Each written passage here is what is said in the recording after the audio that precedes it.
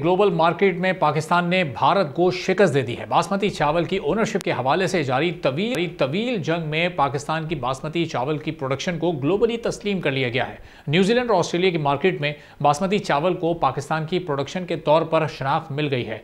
Report के मुताबिक European market में भी पाकिस्तान को बासमती चावल की आइडेंटिटी मिलने का इम्कान है, जिससे ग्लोबल मार्केट में पाकिस्तान की पोजीशन मजीद मजबूत हो जाएगी।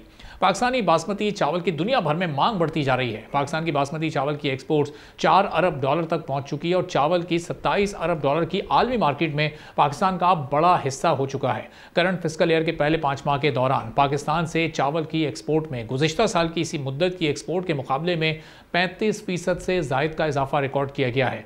गवर्नमेंट के नंबर्स के मुताबिक जुलाई से नवंबर 2024 के दौरान 2.4 मिलियन मैट्रिक टन से ज़्यादा चावल, जिसमें बासमती और दीगर चावल की इकसाम की 1.5 बिलियन डॉलर्स की एक्सपोर्ट्स की गई हैं।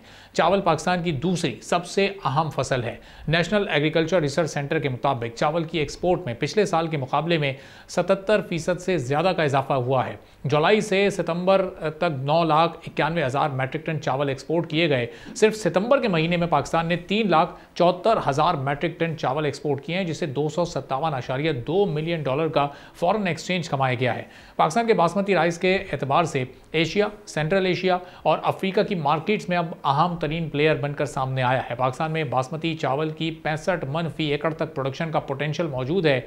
अगर राइस फार्मिंग को मॉडर्न टेक्नोलॉजीज और जदीद मशीनरी की मदद से काश्त किया जाए तो पाकिस्तानी चावल की प्रोडक्शन और एक्सपोर्ट डबल भी हो सकती है। सब्सक्राइब करें और बेल दबाएं ताकि कोई खबर रह न जाए।